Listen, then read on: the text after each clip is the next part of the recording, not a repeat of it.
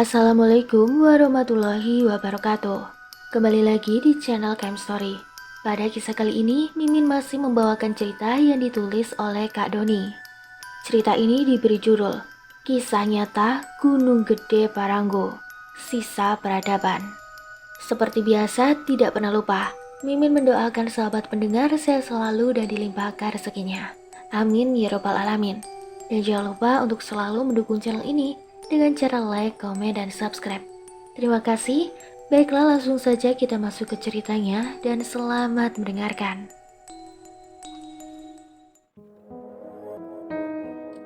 Buat yang sering muncak ke Gunung Gede Paranggo, pasti sudah tidak asing dengan Mandakala Kitri. Di sana adalah tempat camping latihan gabungan sekolah SMP saya. Setiap tahun, semua ekstrakurikuler sekolah SMP kami selalu melakukan latihan gabungan di sana untuk pelantikan peserta baru. Waktu itu kelas 1 SMP, saya masuk ekstrakurikuler pramuka. Saat latihan di sekolah, tepatnya hari Sabtu, pembina pramuka memulai meeting terlebih dahulu kepada semua anggota. Bulan depan sekolah kita akan mengadakan latihan gabungan. Semua ekstrakurikuler di Cibodas. Tempat campingnya di Mandakala Kitri. Diharapkan semua anggota mengikuti kegiatan camping selama 4 hari. Ini adalah kegiatan tahunan sekolah. Isi formulir dan minta persetujuan orang tua, ucap pembina pramuka saat itu. Dan hari untuk melakukan latihan gabungan pun tiba. Semua siswa berangkat tepat jam 7 pagi. Sebelum berangkat, setiap grup yang beranggotakan 5 orang, itu untuk ekstrakurikuler pramuka saja, mengecek perlengkapan, tenda, akomodasi makanan, peralatan masak dan makan. Lalu perlengkapan pribadi dicek ulang sebelum berangkat. Setelah semuanya siap dan lengkap, kita berangkat. Tempat camping Mandala Kitri itu berada tepat di bawah pintu masuk Kebun Raya Cibodas Cipanas. Perjalanan kurang lebih 3 jam dari sekolah ke tempat tujuan. Entah mengapa, setiap mau bepergian, perut saya selalu mules. Tiba-tiba, selalu ingin buang air besar. Ya akhirnya saya tinggalkan rombongan. Semua rombongan telah berangkat duluan, menaiki mobil yang telah disewa. Betapa kagetnya saya, saat sampai di parkiran, semua mobil sudah tidak ada. Yang ada cuma 1 orang guru, Pak Asep Somantri namanya. Kini dia telah meninggal. Setelah pensiun, dia meninggal karena sudah sepuh. Kasihan, ditinggalin. Pulang ke rumah saja, semua murid sudah berangkat. Ucap Pak Asep. Yah, Pak, saya ditinggalin bukan? Padahal saya tadi pamit dulu sebentar buat ke belakang. Kenapa ditinggalin? Jawabku sambil memberikan wajah yang murung. Sebentar apanya? Dari tadi dipanggilin sama yang lain ke toilet. Katanya kamu sakit perut. Iya, Pak. Tadi saya sakit perut. Entah mengapa, setiap mau bepergian jauh, perut saya tiba-tiba mules. Sekarang mau gimana lagi? Toh rombongan sudah pada pergi. Padahal saya pengen sekali ikut, Pak. Ya sudah, saya pulang ke rumah aja.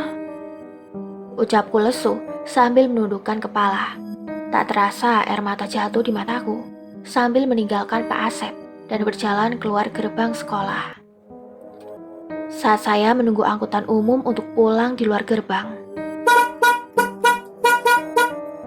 suara klakson motor Vespa antik dan perahunya juga di sampingnya.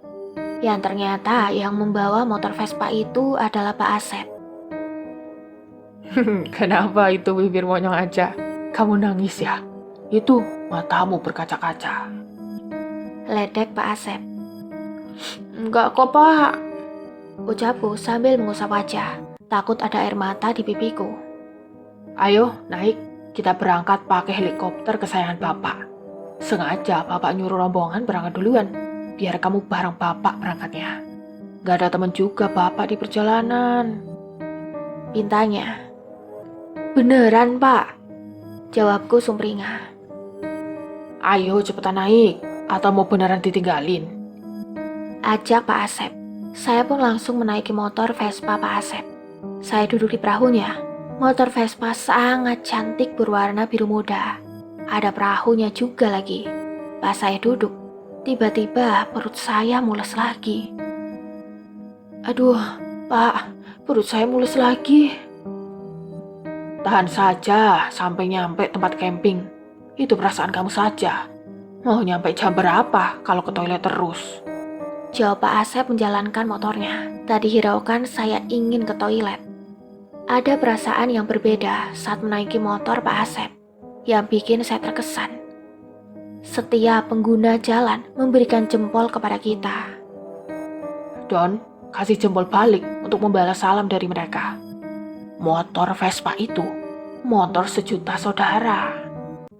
Oh, gitu ya Pak. Oke deh. Sepanjang perjalanan, banyak sekali pengendara motor memberikan jempol dan lambaian tangan kepada kita berdua. Singkat cerita, kurang lebih 3 jam perjalanan, kita sampai di Mandala Kitri, yang ternyata tenda sudah berdiri. Ekstrakurikuler pramuka kebagian di tengah-tengah taman, tepat di bawah pohon randu, dan di belakang tenda adalah kebun arben yang dibakar oleh pepohonan. Saat saya tiba di tenda, semua senior raut wajahnya seperti harimau yang mau menerkam mangsa. Kamu datang terlambat, push up 20 kali, dan squat jam 30 kali. Yang lain, gotong royong bikin tenda. Kamu enak banget, datang sudah beres, kata senior. Oh iya, setelah beres push up, ambil air 4 ember buat masak dan persediaan. Tambahnya lagi. Kasihan. Ledek Kojek yang saat itu menertawakan saya. Kojek adalah teman saya sejak kecil di rumah, dan kita masuk ekskul pramuka.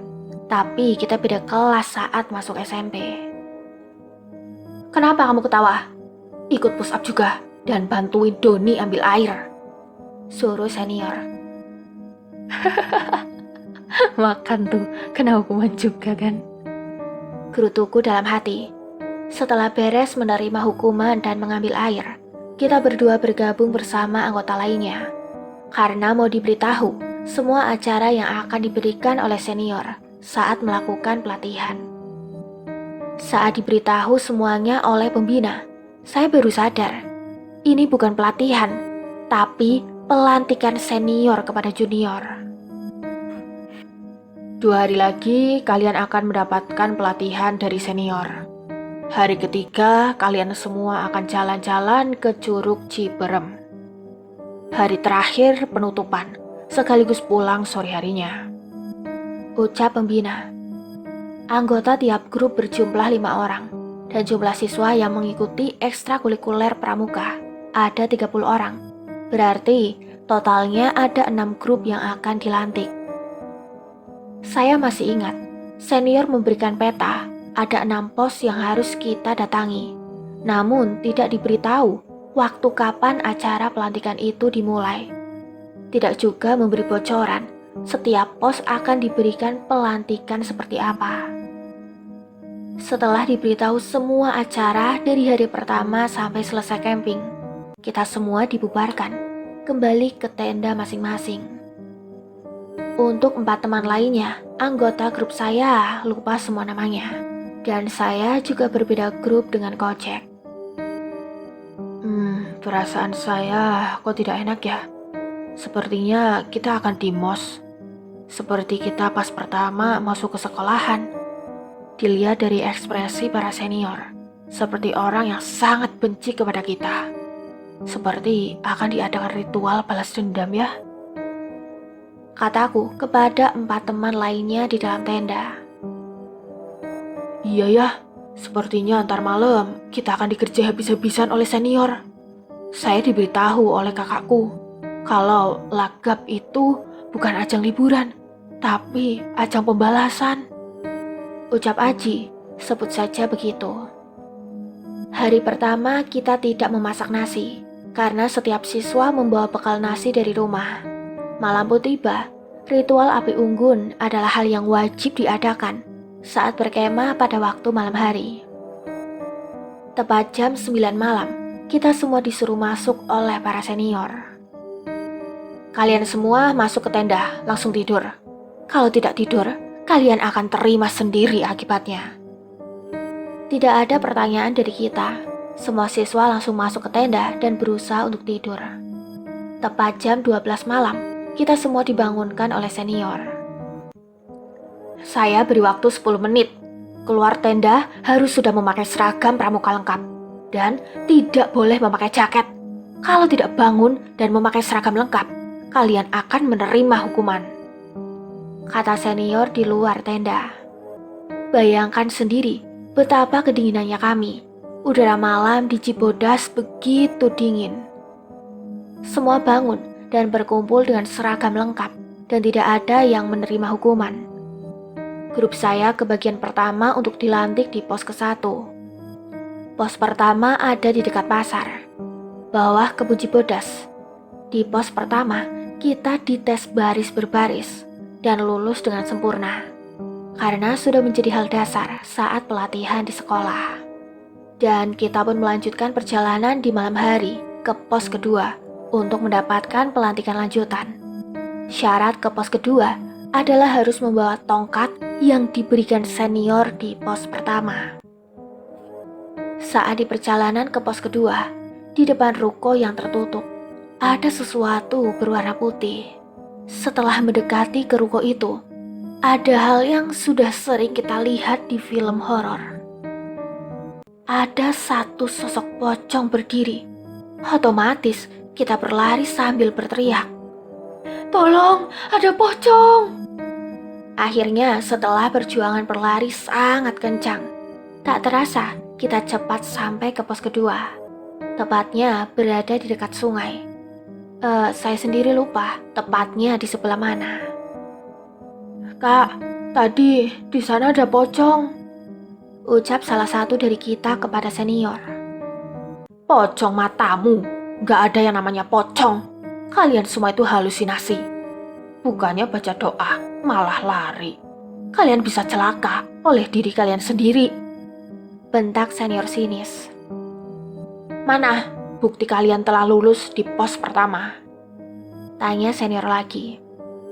"Ini kak," jawab salah satu dari kita, lalu memberikan tongkat dari pos pertama. "Oke, sekarang kalian lepas sepatu. Di pos kedua adalah pelatihan pemahaman keagamaan. Kalian semua praktek wudhu di sungai. Sekarang, kalau ada yang tidak bisa membaca doa wudhu, kalian akan mendapatkan hukuman." Kita semua menurut membuka sepatu dan praktek wudhu di sungai. Saya dan 3 teman lainnya bisa. Namun, ada satu orang yang tidak lancar bacaan doa wudhunya. Alhasil, satu orang yang salah. Kita semua mendapatkan hukuman. Semua kepala kita disiram air terus-menerus oleh senior. Bayangkan sendiri, disiram air di malam hari dengan udara yang begitu dingin. "Kalian semua itu tidak akan lulus kalau teman kalian belum bisa bacaan wudhu," tegas senior. Kita berempat pun jadi guru dadakan, supaya teman kita harus hafal sekarang juga.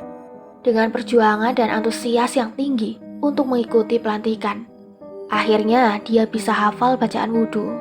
Dan kita pun diberikan tongkat lagi untuk tanda kita sudah lulus di pos kedua. Dengan syarat sepanjang perjalanan ke pos 3 harus sambil bernyanyi. Kalau tidak sambil bernyanyi, kalian tidak akan lulus. Karena ada panitia yang memantau dari kejauhan. Mau tidak mau, kita berjalan ke pos 3 sambil bernyanyi. "Salam Pramuka, salam." Tak terduga di penghujung lagu, pas kata salam Pramuka, ada yang menjawab, "Salam." Terdengar suara perempuan yang menjawab. Sontak kita berlari kembali, karena kita semua mendengar dengan jelas ucapan salam tersebut. "Hantu lagi, tolong!" teriak kita semua sambil berlari. Kita semua berhenti di pertigaan menuju pos 3. Di sana ada senior yang memberi petunjuk jalan. Pos 3 ada di dekat kolam air, di Taman Mandala Kitri, dekat dengan kita mengadakan pelatihan. Kita berjalan santai karena sudah tahu tempatnya. Tepat di pertengahan jalan menuju pos 3. Di pinggir jalan, ada pohon yang cukup berindang. Terdengar samar suara tangisan perempuan.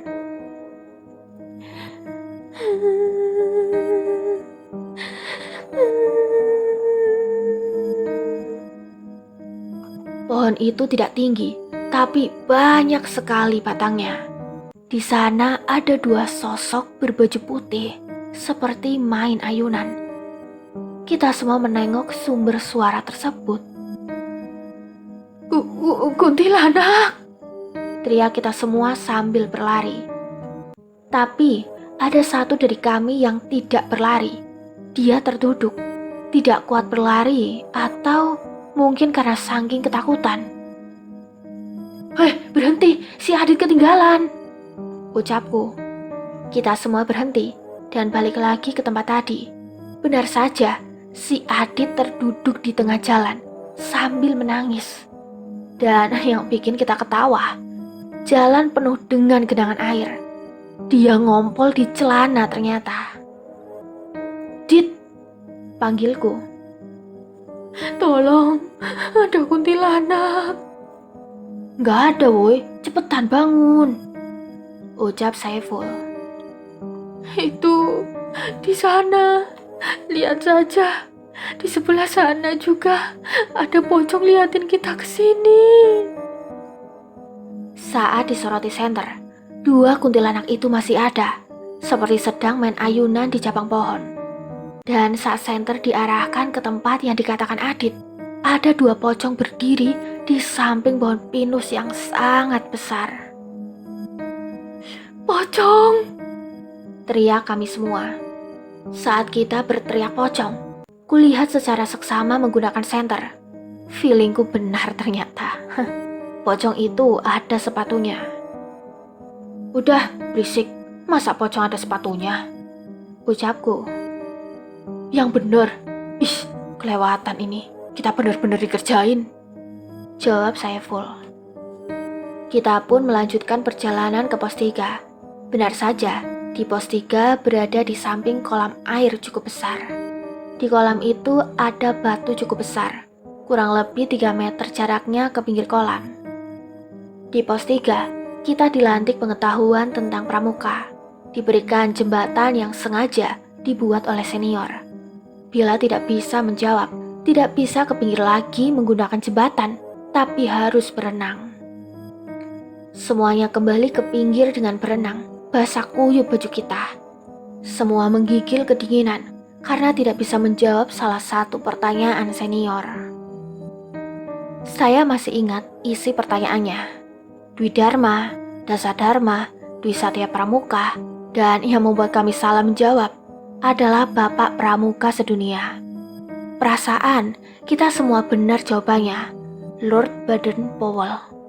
Jawaban itu tidak salah, tapi senior meminta nama lengkapnya. Dan kita semua tidak bisa menjawab, membuat kami harus berenang di malam hari. Tapi kita tetap lulus walau terpaksa. Itu ucapan senior, masih sangat jelas ku dengar sampai saat ini. Singkat cerita, pos 4 juga lulus. Pemahaman Morse dan pos 5 juga lulus di tes bernyanyi. Dan kita pun disuruh pulang ke tenda untuk istirahat. Esok paginya juga sama, kita dilantik habis-habisan lagi. Tapi saya lupa, kita dilantik apa lagi dan dikerjain apa saja oleh mereka. Sebelum tidur di hari kedua, pembina memberitahu kita semua. Besok pagi sekali, kalian akan jalan-jalan ke Curug Cibrem. Istirahat cepat, jangan ada yang gadang. Karena tempat yang dituju sangat jauh. Bawa bekal makanan dan air putih. Bawa juga baju ganti jika kalian ingin berenang di sana. Jelas pembina pramuka di malam kedua. Semua langsung masuk ke tenda masing-masing. Sebelum tidur, saya nyamperin tendanya Coach Jack. Jack, anterin ke masjid yuk, saya belum sholat isya nih. Ayo, saya juga belum sholat. Ternyata pemikiran saya juga sama dengan Kocek. Ingin tidur di masjid, takut ntar malam dilantik lagi. Singkat cerita, kita tidur di masjid dan tidak ada pelantikan malam itu. Setelah selesai sholat subuh pun, kita berdua tidur lagi di masjid. Lupa kalau hari ini ada kegiatan ke Curug Ciberem. Tepat jam 9 pagi, kita dibangunkan oleh Pak Asep. Dia tidak ikut naik karena sudah sepuh, memilih untuk diam di tenda. Anak nakal, malah enak-enak ketidur di sini. Bangun, bawa bekal nasi, sudah saya masakin. Makanan ringan dan air yang banyak. Pergi ke tenda sekarang. Bentak Pak Asep. Kita pun bergegas balik ke tenda, membawa bekal nasi, makanan ringan dan air. Lalu kita berangkat ke pos pintu masuk Gunung Gede Paranggo via Cibodas. Yang ternyata tidak usah membayar karena sudah dibayarin oleh sekolah, hanya mengisi daftar tamu saja. Dengan ucapan bismillah, kita berangkat berdua menaiki gunung. Tujuan kita bukan buat ke puncak, tapi ke curugnya saja. Setelah beberapa saat berjalan, kita berhenti di sebuah danau yang sangat indah. Di samping danau, ada seperti petilasan, dan kita pun melanjutkan perjalanan. Tidak lama, kita melewati sebuah jembatan. Sepertinya baru dibuat atau memang bagus perawatannya. Selang beberapa saat, kita bertemu pertigaan. Asal saja memilih jalan tanpa menengok papan petunjuk jalan. Dan benar saja, kita memang salah jalan. Harusnya jalan kita lurus. Kita berdua malah memilih jalan menuju puncak. Tidak ada satu orang pun buat ditanyakan jalan. Terakhir berpas-pasan sama yang turun. Tapi kita tidak menanyakan Curug Ciberem di mana. Mereka hanya bilang, "Puncak 5 menit lagi, semangat!" ucap para pendaki yang turun. Mendengar ucapan puncak 5 menit lagi, saya dan Kocek saling tatap. Jack, kok kita malah ke puncak sih? Kita salah jalan kayaknya, Don. Udahlah, tanggung, lanjutin saja. Jarang juga kan kita ke puncak gunung ini. Biasanya kita hanya lihat pemandangannya saja dari rumah. Haha, bener juga sih. Nah iya kan, tanggung, 5 menit lagi, kata pendaki yang tadi. Jawab Kocek sambil melanjutkan perjalanan. Buat kalian para pendaki yang pernah berpas-pasan dengan 2 orang anak pramuka di tahun 2005, terima kasih banyak atas kebohongan kalian. 5 menit apanya? Hampir 4 jam kita nanjak terus dan baru sampai di atas. Singkat cerita, kita berdua sampai di curug. Tapi kok airnya panas? Dan gak ada juga siswa lainnya yang datang ke curug ini. Mungkin curugnya di atas lagi, Jack, ucapku. Mungkin juga kali ya, Don. Saya dan Kocek beristirahat sebentar di sini, memakan bekal makan yang dibawa. Setelah beres makan, langsung tancap gas lagi. Berharap Curug Ciberem ada di atas. Tapi yang ada bukan curug. Setelah perjuangan yang sangat panjang untuk kata lelah. Saat itu fisik kita berdua sangat begitu prima. Belum kenal namanya rokok. Dan tiap hari Minggu suka lari pagi. Dan kita berdua pun sampai di puncak. Jack, sepertinya ini yang namanya puncak.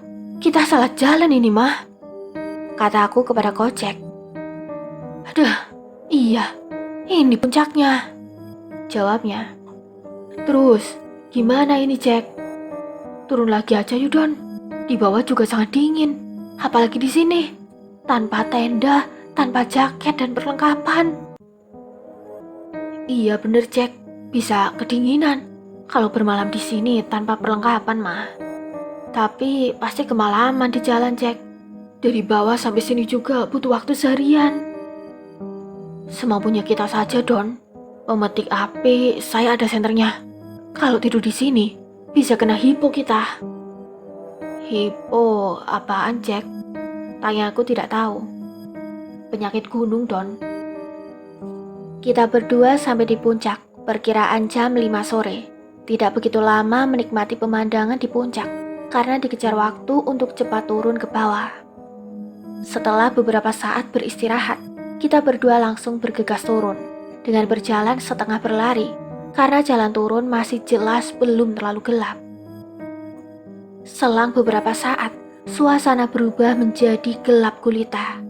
Jalan turun begitu gelap, gelap sekali. Dan apesnya, senter yang ada di pemetik api hanya menyala sebentar saja. Sekarang, kita berdua benar-benar berada di tengah hutan, hanya berdua tanpa penerangan apapun.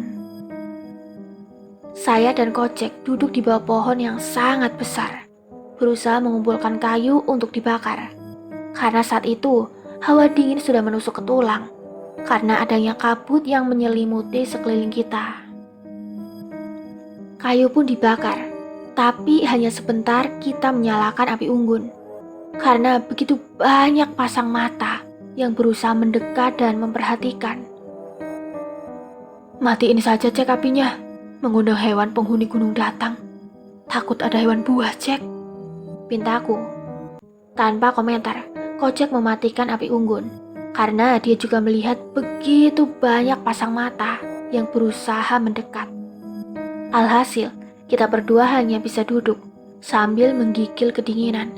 Sangat dingin di situasi saat itu. Suara langkah kaki seperti diseret. Saya dan Kocek saling tatap. Saat itu kita duduk di jalan turun samping pohon besar, duduk membelakangi jalan naik ke atas. Tiba-tiba ada cahaya yang mendekati kita berdua dari atas. Langkah kaki itu sedang jalan turun. Cuk, sedang apa kalian berdua malam hari di sini?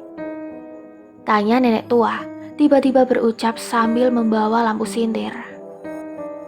Ikut nenek ke rumah, Cuk. Tidur di sini kalian bisa kedinginan. Di rumah nenek kalian bisa makan dan tidak kedinginan. Ucapnya lagi sambil berjalan turun. Nenek itu sudah bongkok. Alhamdulillah, ternyata kita tidak berdua di sini. Nenek orang sini. Bukannya di sini tidak ada pemukiman, Nek. Tadi pas nanjak kok nggak lihat ada kampung. Nenek sendirian. Nggak takut apa di hutan sendirian? Tanya Kocek. Kamu lucu, Nak. Satu saat tuh coba nanyanya. Nenek bareng kucing peliharaan nenek, Nak. Itu di belakang. Langsung kita berdua melihat ke belakang. Buset dah, ini mah kucing besar, Nek. Ucapku. Kamu lihat, Cuk. Saya menganggukkan kepala. Kucing besar? Mana, Don? Saya tidak melihat apa-apa. Tanya Kocek. Tidak semua orang bisa melihatnya, Nak. Kucing besar itu, dua sosok harimau bertubuh besar. Tapi anehnya, Kocek tidak bisa melihatnya. Ayo, kita ke rumah nenek. Jangan tidur di sini. Sini, Nek, saya bawa lampu sintirnya, pinta Kocek. Sedangkan saya menuntun nenek tua berjalan turun, takut dia terjatuh. Makasih, Nak. Udah mau membapah nenek yang sudah tua renta. Nenek tadi habis bawain makanan buat si kakek di kebun sebelah sana. Kakek tidur di gubuk kecil untuk menunggui kebun buah konyal. Karena sebentar lagi mau dipanen. Kalau tidak dijaga, penduduk kaki gunung suka pada ngambil, jarang permisi. Apalagi dibayar, Nak. Jelas nenek tua sambil berjalan turun. Hanya beberapa menit berjalan turun, tiba-tiba ada sebuah pertigaan jalan. Anehnya, jalan setapak sebelah kiri jadi ada sebuah gapura kecil. yang terbuat dari 2 batang bambu. Dan tempatnya sangat landai, datar, seperti bukan di atas gunung. Belok kiri nak, masuk ke dalam gapura. Gubuk kecil nenek tidak jauh dari gapura. Kok jadi ada tempat datar sama pertigaan jalan, Nek? Ada gapuranya juga. Tadi pas muncak, saya tidak melihat pertigaan ini. Jangan-jangan nenek hantu ya? Ucap Kocek. Nenek belum jadi hantu, nak. Tapi tidak semua orang yang naik gunung bisa bertemu dengan nenek. Kalau 2 kucing yang dilihat Doni peliharaan nenek itu hantu bukan? Kok saya tidak bisa melihatnya, Nek? Tanya Kocek lagi. Itu juga bukan hantu, nak. Kamu kalau lihat bisa celaka karena bisa lari kenceng tanpa arah. Tapi saya pengen lihat juga, Nek. Shh, udah berisik Cek, bawel banget sih bibirmu. Sentakku. Kocek pun berhenti bertanya. Dan memang benar, jarak 15 meter dari gapura, samar terlihat lampu sintir menyala di depan rumah. Dan kita bertiga pun melanjutkan perjalanan. Singkat cerita, sampailah di depan rumah nenek tua. Saya pun melepaskan tangan, tidak lagi memapah nenek tersebut. Sampurasun, ucap salam dari nenek tua sambil membuka pintu. Emang di rumah ada orangnya, Nek? Bukannya nenek bilang hanya berdua sama kakek? Tanya Kocek. Ucapan salam itu hal yang wajar, nak. Bukan hanya manusia yang hidup di dunia ini. Tadi kamu bilang hantu ke nenek kan? Kali aja di dalam rumah nenek ada hantunya. Cek, bibirmu itu loh, bawel banget. Kocek cengengesan sambil garuk kepala. Ayo, masuk nak. Ajak nenek setelah membuka pintu. Rumah dari kayu dan dinding yang dianyam dari bambu. Tapi lantainya beralaskan tanah. Ciri khas rumah pedesaan tempo dulu. Sampurasun, ucapku sebelum masuk ke dalam rumah. Rampes, jawab nenek tua yang sudah berada di dalam rumah. Saat itu Kocek tidak memberi salam sebelum masuk ke dalam rumah. Tiba-tiba perut Kocek merasakan sakit yang luar biasa. Aduh, perut saya kenapa sakit begini? Terasa ada yang mencengkram perutku. Kocek memegang perutnya sambil meringis sangat kesakitan. Makanya, nak, kalau mau masuk ke rumah orang atau tempat baru, apalagi gunung, bilang salam dulu.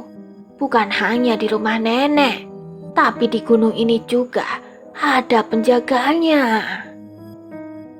Sudah, lepaskan. Ini tamu saya, kata nenek tua. Tapi entah berbicara dengan siapa, karena saat itu hanya ada kita bertiga. Setelah nenek itu berucap, perut Kocek langsung sembuh, tidak merasakan kesakitan lagi. Silahkan duduk, nak. Gini rumah nenek, jelek kan?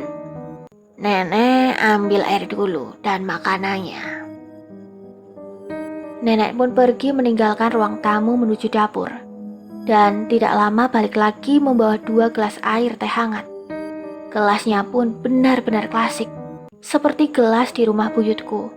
Dan balik lagi ke dapur, terus balik lagi bawa makanan. Jangan minum dulu, mau sakit lagi tuh perut.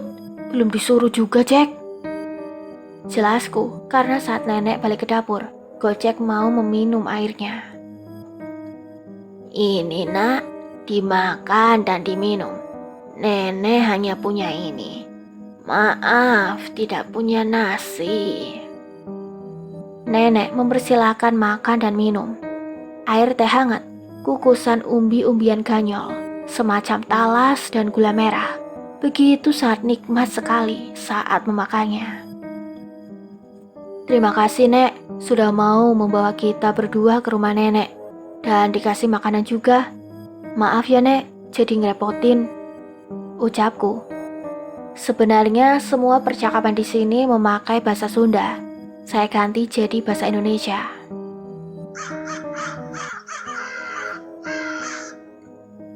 Kok ada burung gagak ya? Bukannya burung pertanda? Ucap Kocek. Dan setelah terdengar suara burung gagak,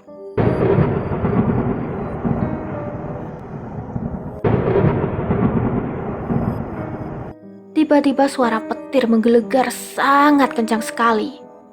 Lalu hujan turun yang sangat deras disertai angin kencang. Seketika, ucapan syukur terucap dari mulut kita berdua saat mendengar suara air hujan yang jatuh ke atas genteng rumah. Bukan dari genteng sih, tapi terbuat dari icuk atap rumahnya. Alhamdulillah, ucapan syukur terucap hampir berbarengan, dan kita berdua saling tatap memikirkan hal yang sama. Nenek adalah perempuan terindah yang Tuhan berikan di waktu yang tepat oleh Tuhan. Coba kalau kita tidak bertemu sama nenek, pasti mati kedinginan kita berdua. Tapi bener kan, Nek? Nenek bukan hantu gunung, ucap Kocek. Cek, kamu ini bilang terima kasih saja bisa dong.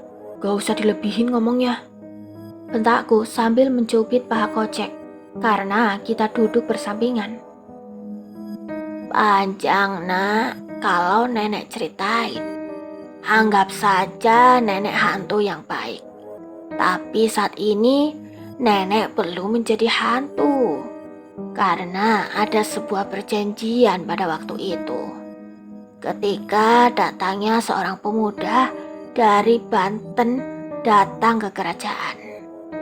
Padahal saat itu kerajaan beserta penduduknya telah disamarkan.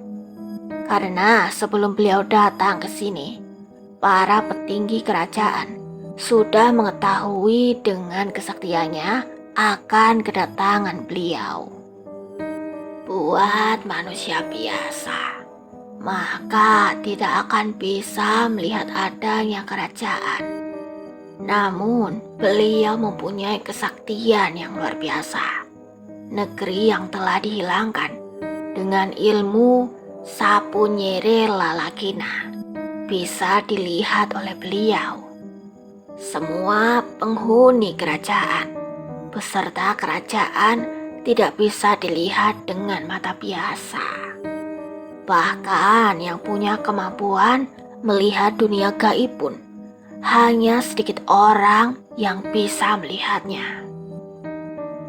Nenek adalah sisa peradaban masa lalu dan masih banyak penduduk yang tersebar luas di pelosok Pulau Jawa, khususnya Jawa Barat. Kebanyakan penduduk masa lalu berada di gunung-gunung. Jelas sang nenek. Tapi saya penduduk asli Jawa Barat, Nek. Kok nggak ikut menghilang? Tanya Kocek polos. Cek, apaan sih? Sentakku. Hanya sedikit penduduk yang ikut menghilang. Kebanyakan para penggawa kerajaan, petinggi kerajaan, tentara kerajaan, dan para abdi dalam, Nak. Terus, nenek jadi bagian apa di kerajaan? Tanya Kocek lagi. Cek, kamu sudah kelewatan. Maafin teman saya ya, Nek. Ucapannya tidak bisa dijaga. Bentakku kembali. Iya, Cu, nenek paham. Sekarang kalian tidur. Kamar depan kosong. Nenek mau istirahat dulu. Jawab nenek ninggalin kita berdua masuk ke kamar satu lagi. Mohon maaf, Nek. Toiletnya di sebelah mana? Saya mau ikutan ke air sama mau sholat, Nek. Pintaku sebelum nenek itu masuk ke kamar. Tidak diberi jawaban, hanya petunjuk tangan ke arah dapur dan anggukan kepala. Singkat cerita, setelah beres sholat, kita berdua pun tidur di kamar yang ditunjuk oleh si nenek dan terbangun di waktu subuh. Saya dan Kocek bangun untuk sholat subuh. Tapi saat mau ke toilet, ternyata si nenek sudah bangun, sedang memasak air di tungku tahu, sambil mendekatkan tangannya ke perapian. Gimana tidurnya, Nak? Kalian berdua anak baik, sangat taat agama. Tidak dibangunkan, tapi bangun sendiri. Selalu patuhlah sama semua perintah Tuhan, sampai nyawa meninggalkan ragamu, Nak. Iya, Nek, akan saya bawa terus ucapan nenek, jawabku. Lalu kita berdua sholat subuh bergiliran di kamar. Tidak sholat berjamaah. Setelah beres sholat, kita berdua keluar kamar. Tapi, betapa kagetnya saya dan Kocek, karena di ruang tamu ada seorang perempuan muda, sangat cantik, memakai baju kebaya dan sarung batik. Terus, di atas rambut, seperti memakai mahkota. Rambut panjang dikepang ke depan, dipenuhi bunga sedap malam. Sini, duduk, pinta perempuan itu. Kamu siapa? Cucunya nenek bukan? Tanya Kocek. Nama saya Nyimas. Saya adalah nenek tua, Nak. Jawab perempuan yang mengaku dirinya Nyimas. Nggak jadi dong, aku jatuh hatinya. Masa kalau malam nenek tua, pagi jadi perempuan cantik? Ucap Kocek. Maafin ya, Teh. Ucapku tertunduk malu akan ucapan Kocek. Tidak apa-apa. Sebelum kalian pulang, bawa bekal umbi-umbian ini untuk di perjalanan. Bukannya saya mengusir, tapi kalian berdua bisa ditinggalkan rombongan di bawah kalau tidak bergegas turun.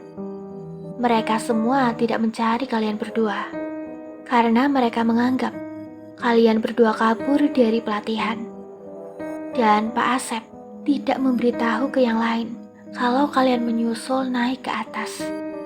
Karena setelah kalian berangkat dari tenda, dia pulang ke rumahnya. Badannya kurang sehat, tanpa memberitahu ke yang lainnya. Jelas Nyimas. Oh, gitu ya, Teh. Terima kasih banyak atas semua bantuannya dan sudah memberikan kita izin untuk tidur di sini. Mungkin bisa tidak selamat nyawa kita kalau kita berdua tidak bertemu Teteh, apalagi semalaman hujan deras. Ucapku. Bener kan, Teteh ini hantu, Don. Malam nenek tua, pagi perempuan muda, cantik lagi, Pak Ratu Kerajaan seperti di TV. Bisa tahu juga kita berdua sedang pelatihan. Tapi Teteh hantu yang baik. Terima kasih ya, Teteh hantu yang baik. Ucap Kocek. Nyimas hanya menutup mulutnya dengan tangan. Dia tertawa kegirangan saat mendengar ucapan Kocek. Saya dan Kocek pamit dulu ya, Teh. Sekali lagi, terima kasih banyak atas semuanya. Assalamualaikum. Kataku di depan pintu rumah sambil mencium tangannya, tanda pamit mau berangkat. Sama-sama, Nak. Waalaikumsalam. Dan kita berdua pun pulang, melanjutkan perjalanan turun. Jalannya masih sama, 15 meter dari rumah. Kelihatan ada sebuah gapura terbuat dari 2 batang bambu. Tapi, setelah keluar dari gapura, beberapa meter setelah jalan turun, saat menengok kembali ke gapura, ternyata menghilang. Gapuranya tidak ada. Saya dan Kocek balik lagi ke tempat gapura. Benar-benar jadi hutan kembali. Sekitar jam 9 pagi, sudah sampai kembali ke perkemahan. Semua tenda sudah diberesin dan sedang bersiap untuk pulang. Ternyata memang benar, tidak ada yang mengira kalau kita berdua naik ke atas untuk ke curug. Yang ada, kita divonis kabur dari pelatihan untuk pulang duluan. Dan Pak Asep tidak sempat memberitahu yang lain kalau aku dan Kocek menyusul sebelum Pak Asep pulang duluan karena sakit. Demikian akhir kisah ini. Semoga menjadi pembelajaran untuk sahabat pendengar. Mohon maaf atas segala kekurangan. Terima kasih banyak atas doa dan support sahabat pendengar Camp Story. Semoga sehat selalu dan lancar rezekinya. Amin ya rabbal alamin. Tunggu kisah lainnya di video selanjutnya. Mimin pamit undur diri. Wassalamualaikum warahmatullahi wabarakatuh.